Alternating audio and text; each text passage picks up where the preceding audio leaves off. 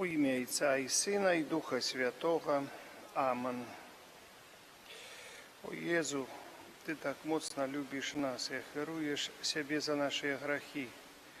Дозволь мне в єдності з Твоїм канаючим у олівним саді серцем провести гэтую святую гадзіну, якой Ты патрабаваў ад сваёй вернай абраніцы святой Маргарыты Марыі Лякок. О Збаўца наш, дзеля самай глыбокай пашаны і праслаўлення, дазволь мне як мага больш плённа ўдзельнічаць у Тваім невымоўным цярпенні, а таксама ў смутку і трывозе, якім была прасякнута душа Тваей Найсвяцейшай Маці у тую жудасную і пакутлівую ноч, каб дапоўніць тое, чаго не хапае маёй няздольнасці. Я ахвярую Табе пачуцці Тваёй Найсвяцейшай Маці, а таксама святой Маргарыты Марыі і ўсіх душаў, якія ўмелі і ўмеюць суцяшаць Цябе ў гэтай таямніцы болю і любові. Амен. З Евангелія ад святого Марка. Калі яны прыйшлі ў месца, якое называлася Гецсеманіяй, Езус сказаў вучням сваім: «Сядьце тут, пакуль я памалюся». Ён узяў з сабой Пятра, Якуба, Яна, і ахапіў яго страх і трывога. І сказаў ім: «Засмучана душа моя аж да смерці. Застаньцеся тут і чувайце». Адышоўшы крыху ўперад, упаў на зямлю і маліўся, каб, калі магчыма, абмінула яго гэтая гадзіна, і казаў: «Абба, Ойча, Ты ўсё можаш, адхілі ад мяне гэты келіх, але не чаго я хачу, а чаго Ты». Калі вярнуўся і знайшоў іх спячымі, сказаў Пятру: «Сымоне, спіш? Ты не мог чуваць адной гадзіны? Чувайце і маліцеся, каб не паддацца спакусе. Сапраўды духа хвочы, але цела слабое». І зноў адышоўшы, маліўся тымі ж словамі. Вярнуўшыся, зноў знайшоў іх спячымі, бо вочы ў іх былі стомленыя. А яны не ведалі, што яму адказаць. І прыйшоў ён трэці раз і сказаў ім: «Усё яшчэ спіце і адпачываеце? Досыць. Настала гадзіна, вось выдаецца Сын чалавечы у рукі грэшнікаў. Устаньце, пойдзем, вось наблізіўся мой здраднік».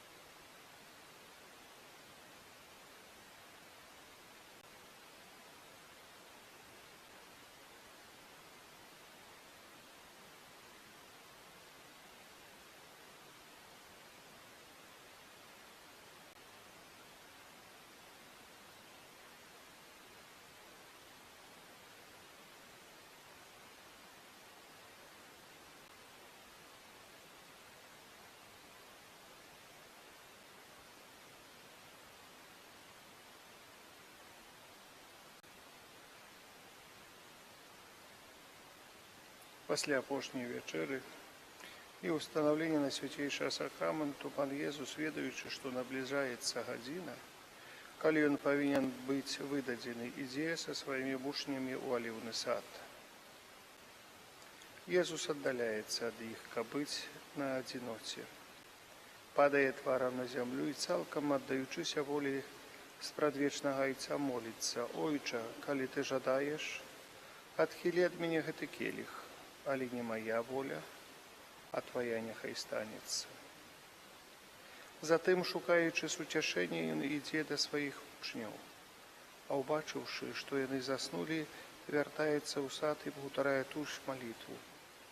Але вялікі смутак, які ахоплівае і гняце яго душу, такі цяжкі, што, жадаючы палегчыць яго, Езус зноў набліжаецца да апосталаў і, бачачы, што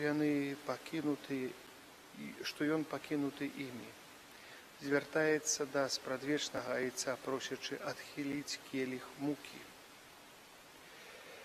Тады ўся жахлівасць гэтай мукі паўстае перад збаўцаў і напаўняе яго цела і душу невыносным болем і смуткам.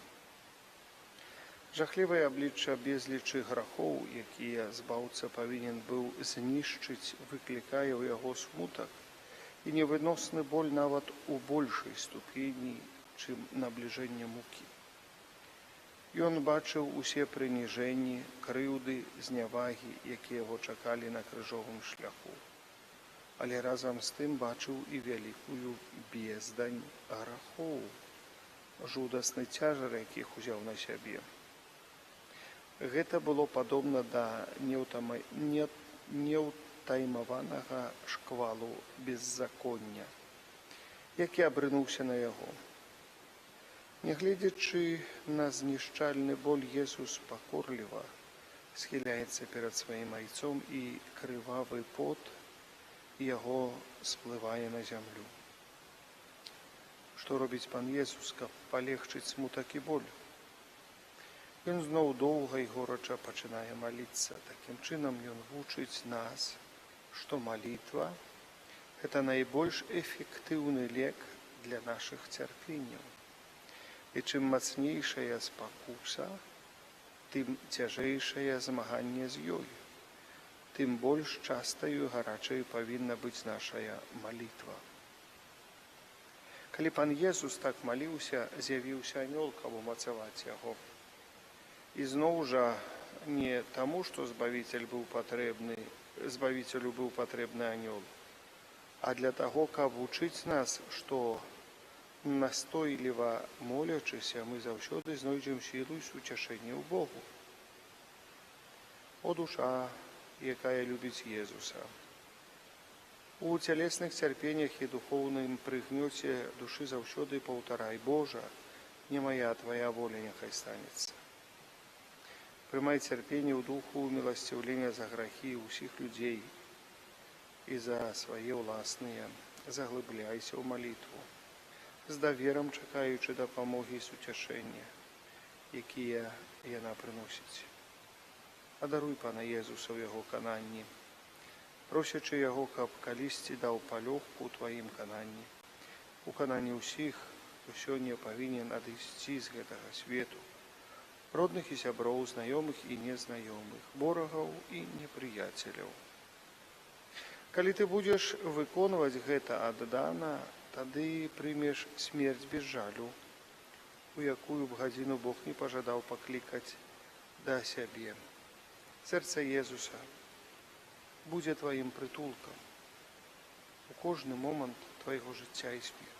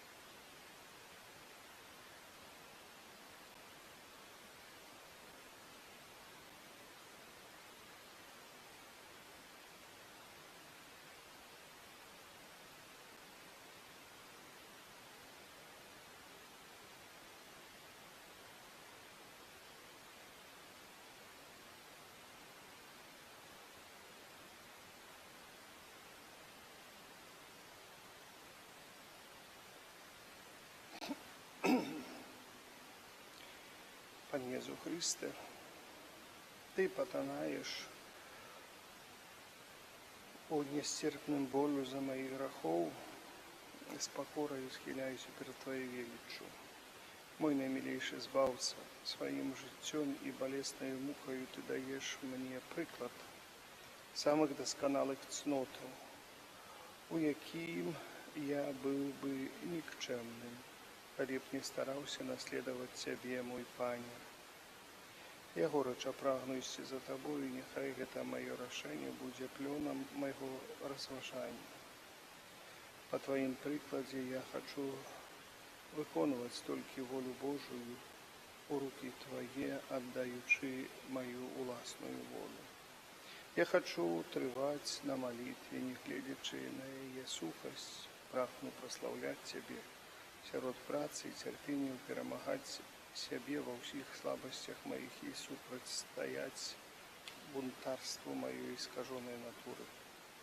О Сыне Бога Живого, да поможи мне быть верным Тебе. Ты выкупил меня такою дорогою ценою. Тому справедливо, каб я цалком належал Тебе. И это мое самое горячее жадание. О Єзу, мой боский наставник, увойди в мое бедное сердце. Яно открытое для Тебе. Яно цалком отдается Тебе, тому прими его, мой володар избавца. Оздорови и умацуй мизерное сердце мое. Нехай яно завсёды любить Тебе, и з гэтага часу нехай буде верным Тебе, о Єзу. Самый литостивый и милосердный баранку Божий, заплати за меня, несчастного слуху Твоего скарбами сердца Твоего. Измилуйся надо мною. У Твоем сердце обмый меня, до Твоего сердца притули меня, у Твоем сердце будь ласкавый заховать меня навеки.